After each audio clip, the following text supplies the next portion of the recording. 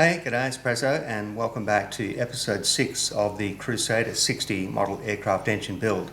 Now there is a playlist and the link is up above there now, so please go back and check out any of the previous episodes if you're new here. But in today's episode we need to be able to finish off the fabrication of the Crusader cylinder. Now this is actually made of 3 parts, all made of steel, and we need to be able to silver braze the joints between all 3 of those parts.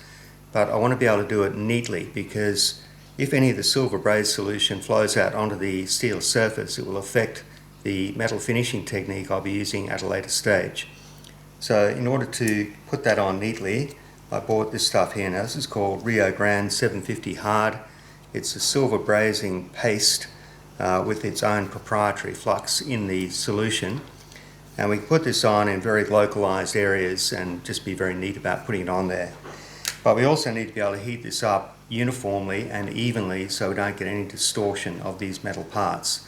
That's what this gadget is for. Well, we'll talk about that in a minute. We need to get this apart now, get it cleaned, and get the silver braze material on those joints and reassemble. I'm sure you've heard that quote from that famous Robbie Burns poem, "The best laid plans of mice and men." Well, you're about to see a plan unravel very quickly. So what I did first of all was I cleaned all of the parts just with isopropyl alcohol, and I used paper towel to make sure that there was no grease or oil or wax or finger oil anywhere on those surfaces which might compromise the silver solder joint. And I found it was best to actually squeeze out that silver brazing material onto a piece of stainless steel and apply it with just a small wooden spatula. Now I'm holding the steel parts down on a very powerful magnet here just so they don't topple over while I do this. And this was a lot more predictable than trying to squeeze it directly out of the syringe. So you can put it exactly where you want it, smooth it out, make sure there's no lumps or dry patches anywhere. Along the curved edges on the inside of the transfer port cover, I put a fairly liberal coating, and this was to ensure that it wouldn't get wiped off when we assembled that transfer port cover. So it basically formed a fillet on the inside. So we're just sliding the transfer port cover into place here. Now it's a fairly tight fit. And then I'm cleaning up the joint line just using a cotton swab that's moistened in water. And this is just to ensure there's no stray silver solder which might flow out over the steel surface. Now the exhaust stack just gets slid into place. And in order to prevent that from falling off, I'm using a nichrome wire which I've twisted down quite tightly. Now, I use nichrome wire because it's made to go into heating elements, and I just was hoping that it wouldn't stretch too much when it gets hot. Now, it was able to hold that part in place and I didn't have any problem with the exhaust stack moving, but there is a tendency for it to overheat and you can burn right through it. Now here I'm coating the entire cylinder in just regular silver solder flux. And this is just an attempt to prevent scaling as we start to heat the part up. Now this is a mild steel spindle that I made, and the idea here was to get this red hot and then slide the cylinder over that vertical spindle.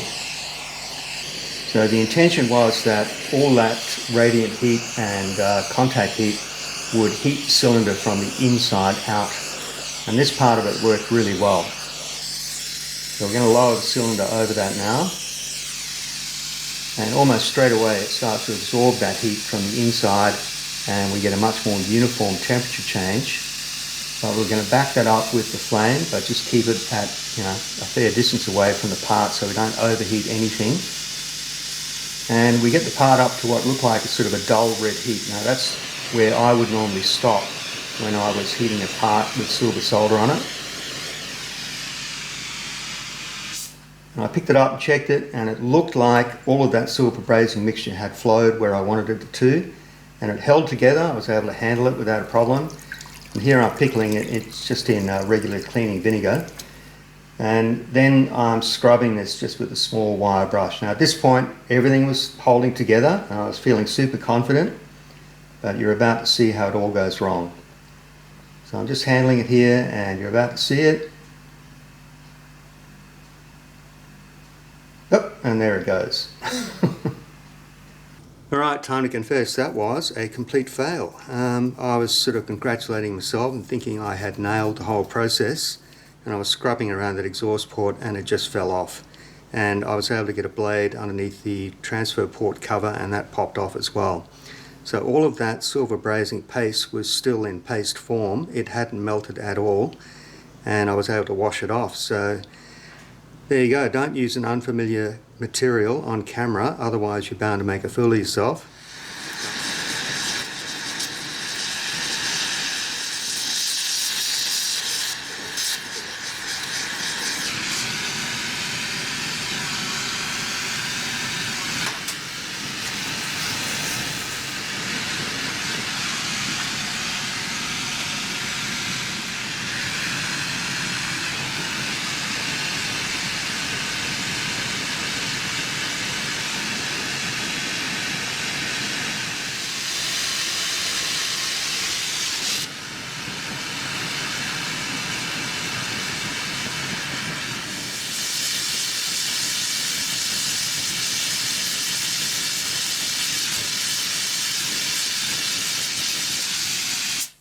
Okay, that didn't go so well. As you can see, there's a lump of silver solder sitting on the surface there. There's another one up in here. And even though I could get that to melt, it wouldn't flow into the joint because the metal had already oxidized. So by the time I got round to here, the flux had burnt off and there was an oxide layer there. So no amount of heating was going to get that to flow. But I got a fairly good joint underneath and on the other side. And this exhaust stack doesn't need to be airtight, it just needs to be a mechanical connection to the cylinder. But what I'll do is pickle all of this, get it back to bare metal and have a look at it. If necessary, I'll just have to reflux that area and do it again. But I think this idea of putting it on the steel rod helps to even out the temperature. But even then, you can see there were hot spots appearing in these fins here, and that's where you get distortion. And like I said, the ideal way of doing this would be in a vacuum furnace, because when you heat steel in a vacuum, there's no oxygen to contaminate the joint, and it would just flow out and make a perfect joint. But us poor home shop machinists, we just got to do it this way. Now, I did clean this cylinder up in a rust and scale remover product that I bought from a company called Jane Kits. I gave a really good scrub over with a small wire brush, and I cleaned up all of these joints here. Now, I must say I'm really happy with the way that silver solder worked out. So the silver solder paste that I bought, I just couldn't make it work, but adding the small pieces of silver solder wire along these joint lines worked really well. And I did mask off the areas where I didn't want the silver solder to run with liquid paper correction fluid. Now, it still needs a bit of a clean up, but at the end of the day, I was really super happy with how this turned out, and I was sort of patting myself on the back and saying what a wonderful job I'd done. And that evening, I was answering the comments from the previous video that I'd uploaded, and a couple of viewers had reported that they thought that I had cut the inlet port on this side of the cylinder too high up on the cylinder. It looked like it was higher than the exhaust port. And I replied and I said, no, don't worry about that. I checked the drawings, it's all correct. And I checked the original magazine article, I looked at the dimensions and they tallied with what I had done here. And then I started to second guess myself, and the awful truth dawned on me. And I guess you could say, well, how do you explain that?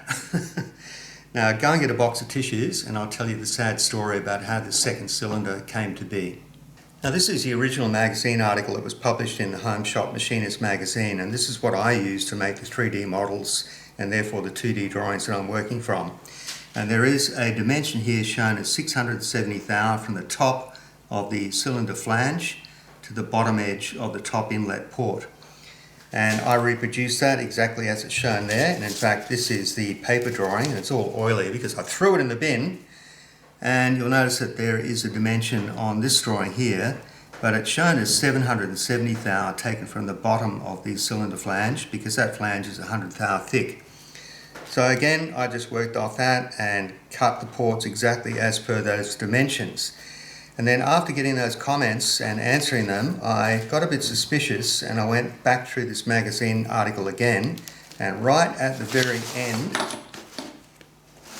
you can see here there's a little box and it's called errata for detail 3. And lo and behold, that 670 thou dimension is now taken from the bottom of the cylinder flange, not the top. And that effectively lowers that port from what I had drawn in my 2D drawings. So at that point I felt sick because I knew that I was going to have to remachine the cylinder, which I've done, and you can see that that port is now quite a lot lower than what it was on the original 3D print that I had made. And not only that, I had to contact all of the people that I knew who were working on this engine and try to get them to stop work and get them to download the latest version of the drawings. And I was able to do that. I think I caught 2 of them before I got too far. There was one gentleman who lives in Germany who'd already machined the cylinder. He's had to start again. So yeah, all I can do is apologise. It's just one of those cases where I publish the drawings without making the part, and that's always risky, and I usually don't do that, but this is where it caught me. So if you have started on this engine and you haven't yet machined the ports, please make sure you download the latest version of the drawings from my Dropbox link, which I'll put in the description of this video.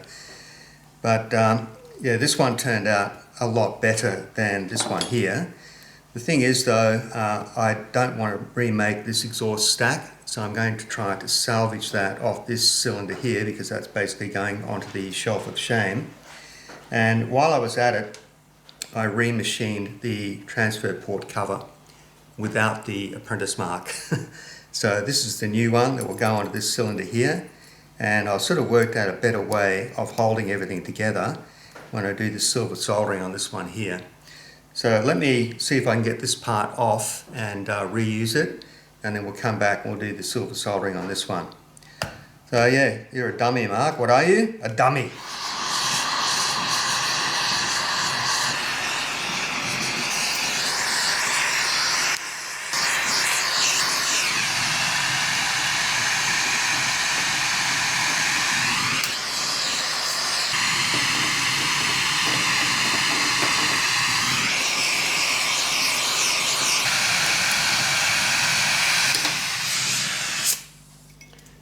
Alrighty, got it.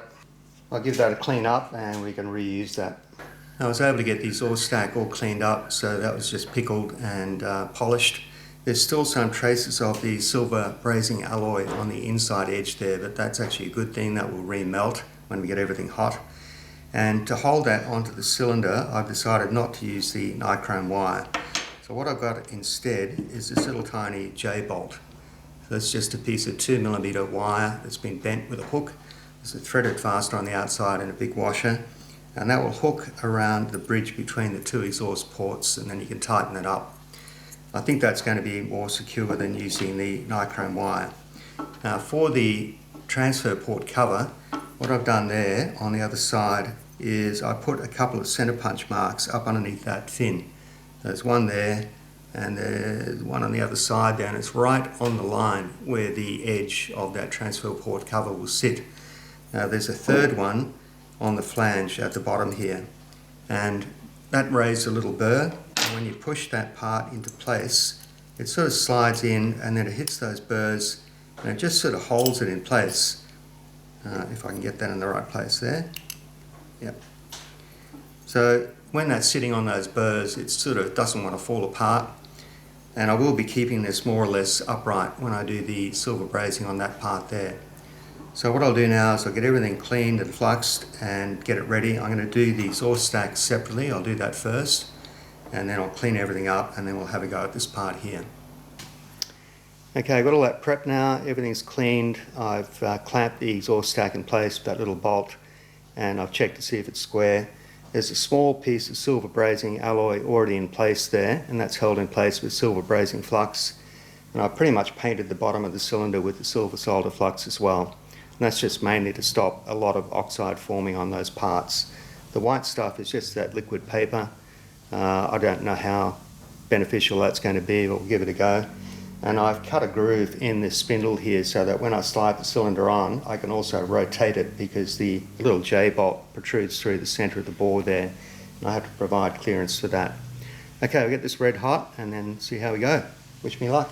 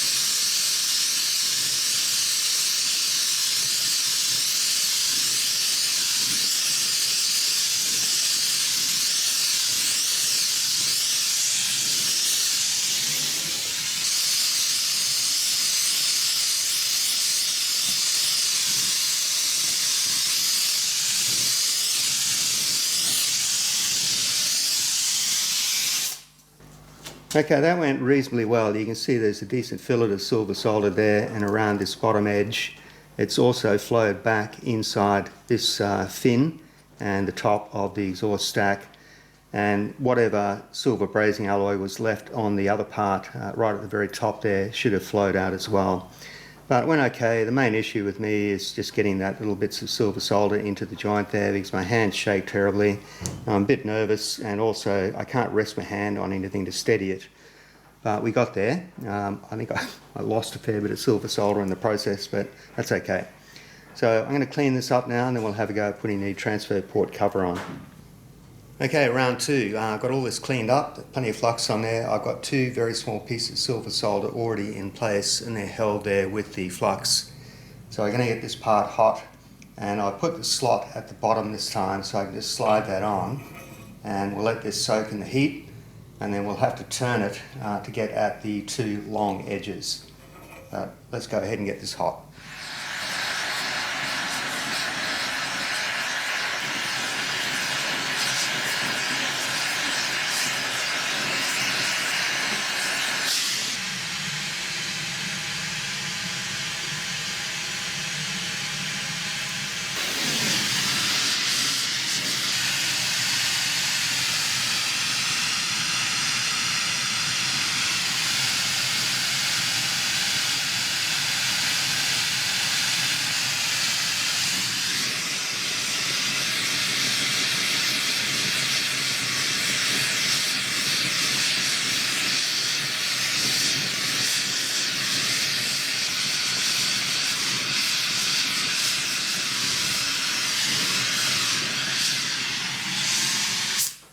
Alright, I'm going to edit this very heavily so you don't see the ridiculous attempt at me trying to get those little bits of silver solder into those joints there.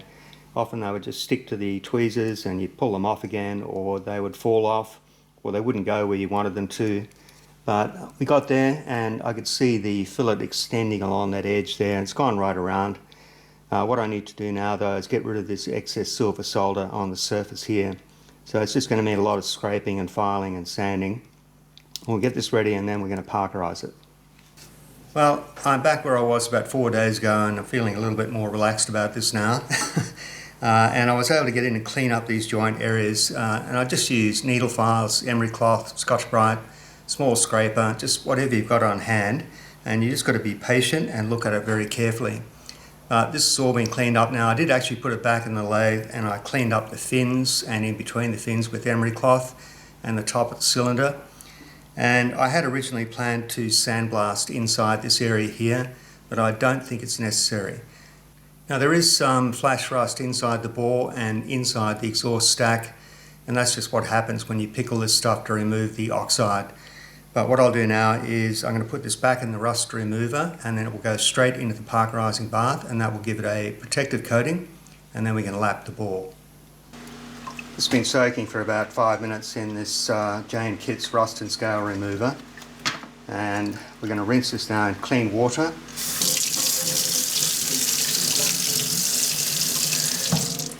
From here it goes into the ultrasonic cleaner just to get rid of any last trace of grease or oil or wax. So we're going to do that.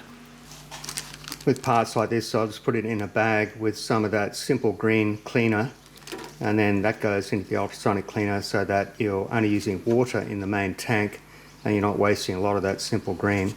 So I'll give this say 10 minutes.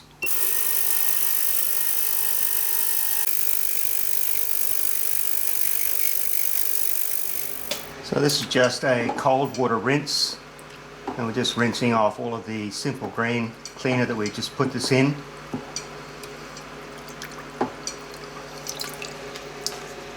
So from the cold water rinse we're going into this bucket here. This is called Metex IT. It's an activator, and what it does is prepares the steel surface to accept the Parker phosphate solution. So that stays in there for about a minute, and you'll see some very fine bubbles coming off the surface there. And from there we're going into the rinse bucket again, and then from there we're going into a hot water bath just to bring the temperature of the steel up before we go into the Parker phosphate. Okay, I've rinsed that off in the cold water. Now it goes into this hot water bath. We'll leave that in there for about a minute. Now that our part's nice and hot, we're going to go into the Parker phosphate solution. This is being held at a temperature just under boiling point, usually around about 96, 97 degrees. It's actually a bit low because I just topped it up with some cold water. But straight away you can see the part starts to fizz in that solution. Stays in there for about 20 minutes or until that fizzing stops, and then you'll see it goes this really dark charcoal grey colour. So you can see that fizzing away, and this will gradually change colour. We'll check back in about 10 minutes. Okay, that fizzing has slowed right down now, so I think that's done. We're going to give this another rinse in clean cold water, and then we're going to go into the final step. So this product here is called Parker Dry Touch Oil, and it's basically just a soluble oil. It's already heated up. It's got in an old crock pot, and we're going to let this soak for about 5 minutes.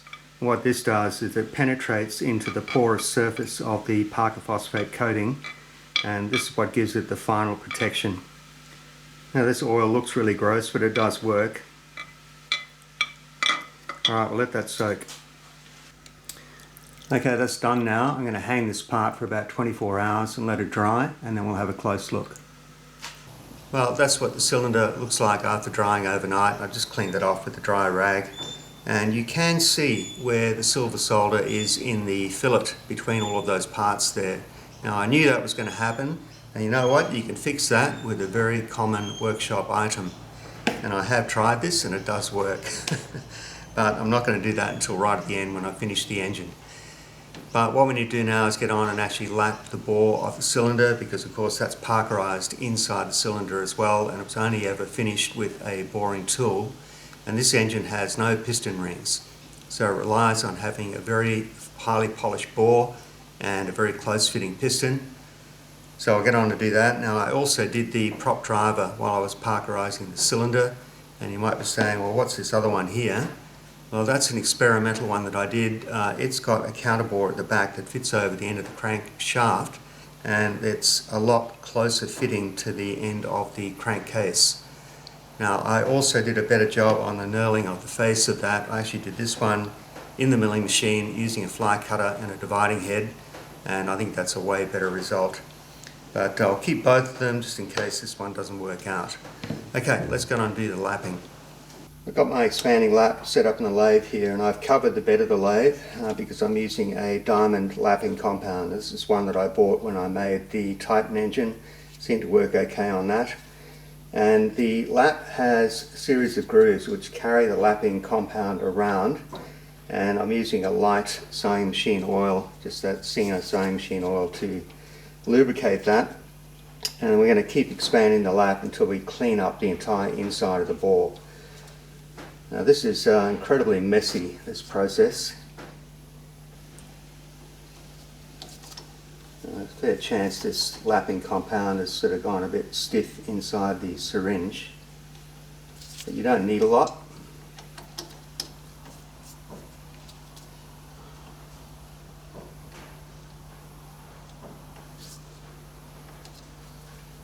Alright, we'll see how that goes.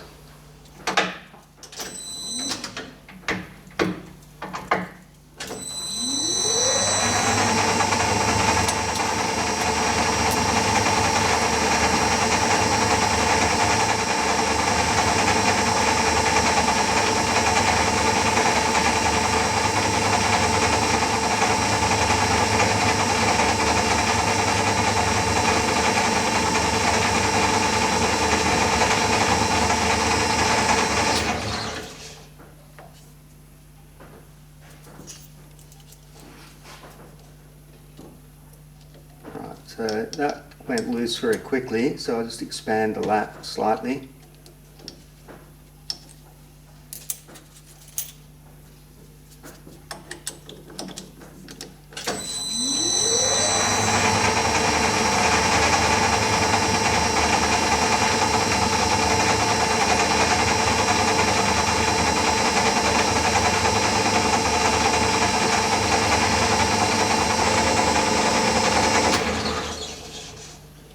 I think you need to do this at fairly low speed. I did catch on there just a minute ago, and if it spins in your hand, could get a bit dangerous, so running at a low speed gives you a chance to let go of it before anything bad happens.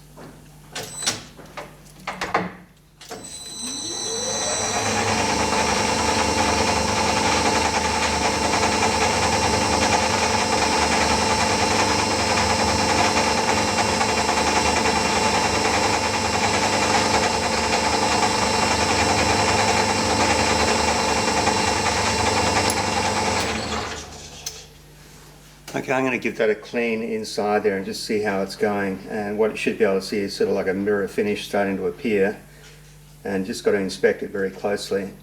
I'll give that a clean up, see how we're going. Alright, still nowhere near being finished, but I won't bore you with watching this over and over again, so I'll bring you back when I get a bit closer. But you can still see the boring marks inside the surface there, although the parkerizing is gone. Okay, be back soon.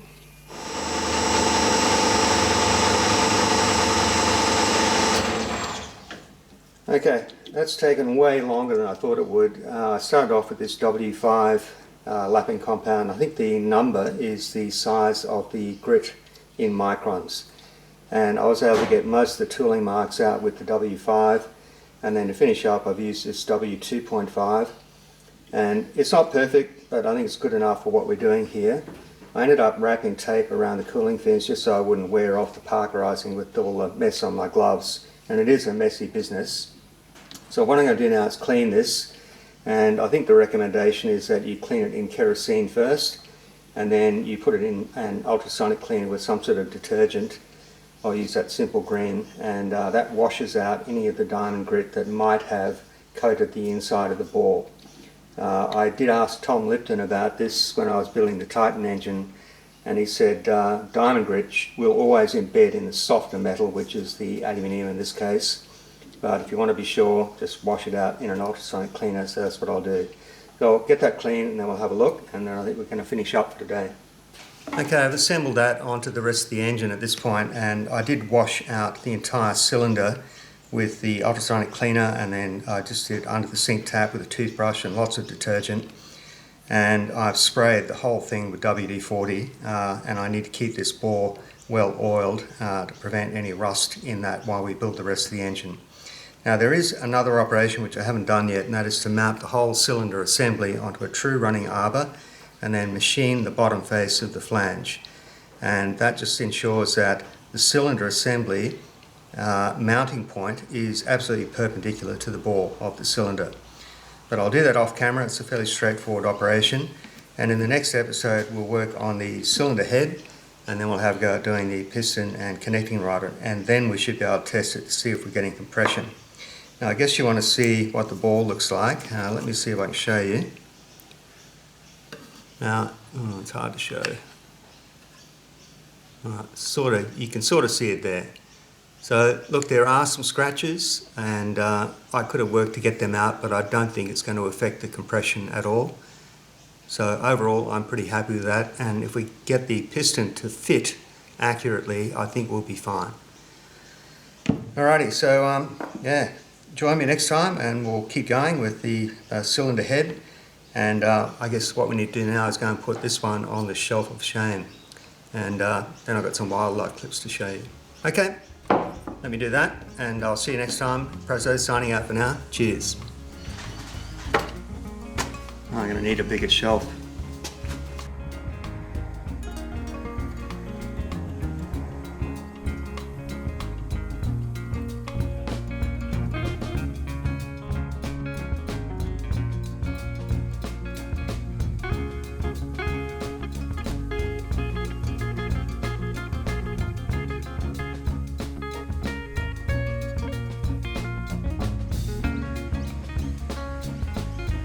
About 4 or 5 of these big white cockatoos down here, and they're feeding on the seed pods from the wattles.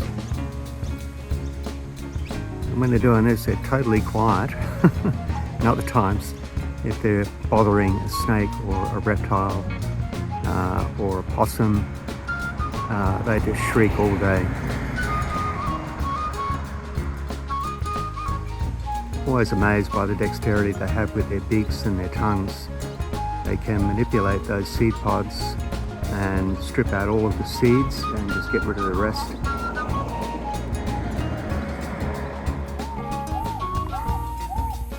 Unfortunately, this wonga pigeon has a very limited repertoire. You can sit in a tree and do this all day. Yeah, learn a new song, mate. That morning walk this morning, we just stopped suddenly. Saw this little guy in a tree. He's only about 3 meters away. I'd say this one's a juvenile.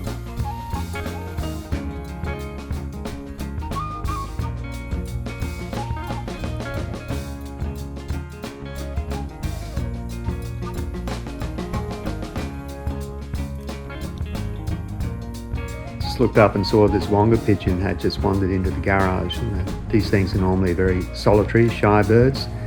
This one just wandered in and started inspecting the joint. All it needs now is a little ID tag and a clipboard.